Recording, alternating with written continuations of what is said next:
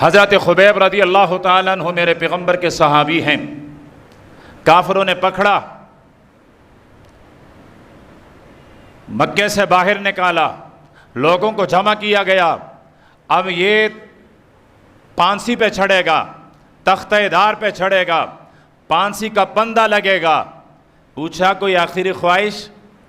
جس طرح ہر جج پانسی کے مجرم سے آخری خواہش پوچھتا ہے، حضرت خبیب سے پوچھا گیا آخری خواہش؟ اس نے کہا کیا ہے؟ اس نے کہا یہ ہاتھ یہ پاؤں کھول دو، 2 رکعت نفل پڑھنا چاہتا ہوں۔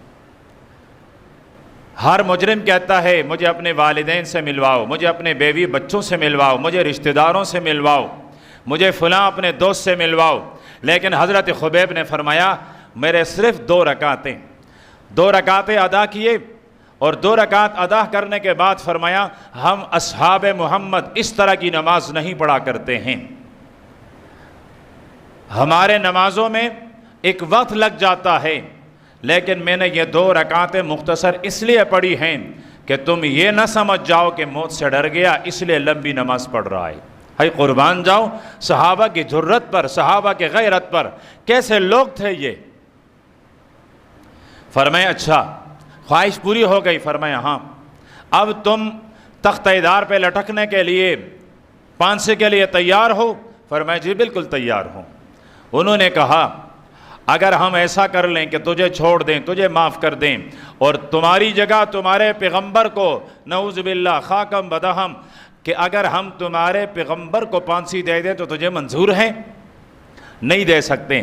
اگر وہ میرے پیغمبر کو شہید کر سکتے ہوتے، پانسی دے سکتے ہوتے، حضرت خبیب کو کیوں پکڑتے؟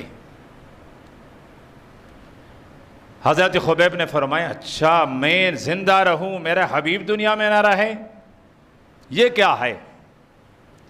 فرمایا ابھی اس وقت مدینے میں جہاں میرا محبوب تشریف فرما ہوں، میں خبیب یہ بھی نہیں چاہتا کہ میں بچ جاؤں اور اس کے پاؤں مبارک میں کانٹا چھپ جائے، یہ بھی برداشت نہیں کرتا۔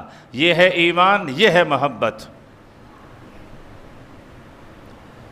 تختہ دار پہ چڑھتے ہوئے ہاتھ بلند کیے، اللہ میرے محبوب کو میرا سلام پہنچا دے جائے، اور جو ہماری حالت ہے ہمارے محبوب کو ہماری حالت کا پتہ نہیں ہے، آپ بذریعہ وحی اپنے محبوب کو ہماری حالت بھی بتا دیں۔ جبریل آئے، بتا دیا، سرور کائنات صلی اللہ علیہ وسلم کے آنسو گرنے لگے۔ فرمایا وہ جو 70 قراء بھیجے گئے تھے وہ سب شہید کر دیے گئے، یہاں تک کہ حضرت خبیب کو بھی پانسی دی گئی ہے۔